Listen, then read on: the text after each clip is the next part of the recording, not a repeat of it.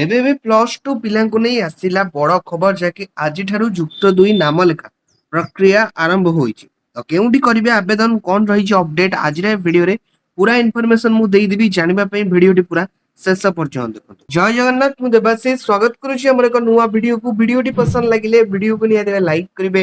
ଚ୍ୟାନେଲକୁ ନୂଆ ଆସିଥିଲେ ଏବେ ଚ୍ୟାନେଲକୁ ସବସ୍କ୍ରାଇବ କରି ପାଖରେ ଥିବା ବେଲ ଆଇକନରେ ଟିପି ଅଲ୍ ସିଲେକ୍ଟ କରିବାକୁ ଜମାରୁ ବି ଭୁଲିବେ ନାହିଁ। ଆଜିଠାରୁ ଆରମ୍ଭ ହେବ ଯୁକ୍ତ 2 ପ୍ରଥମ ବର୍ଷ ପାଇଁ ନାମ ଲେଖା ପ୍ରକ୍ରିୟା।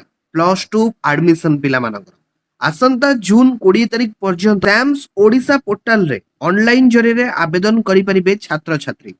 www.samsodisha.gov.in ରେ ଛାତ୍ରଛାତ୍ରୀ ଯାଇ ଆବେଦନ କରିପାରିବେ। ଜୁନ 20 ଯାଏ ଆବେଦନ କରିପାରିବେ ଛାତ୍ରଛାତ୍ରୀ। ଜୁନ 28 ତାରିଖରେ ପ୍ରକାଶ ପାଇବ ପ୍ରଥମ ମେରିଟ ଲିଷ୍ଟ ଓ 29 ଜୁନରୁ ଜୁଲାଇ 5 ତାରିଖ ହେବ ପ୍ରଥମ ପର୍ଯ୍ୟାୟ ନାମ ଲେଖା।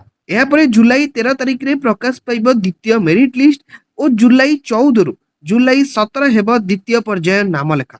ଦୁଇଟି ପର୍ଯ୍ୟାୟରେ ହେବ ନାମ ଲେଖା। 19 ଜୁଲାଇ ସ୍ପଟ ଆଡମିସନ ପାଇଁ ତାଲିକା ପ୍ରକାଶ ପାଇବ। 19ରୁ 21 ତାରିଖ ଅନଲାଇନରେ ଏଚଏସ୍ ଲିଙ୍କ ଏବଂ 26ରେ ହେବ ସ୍ପଟ ଆଡମିସନ।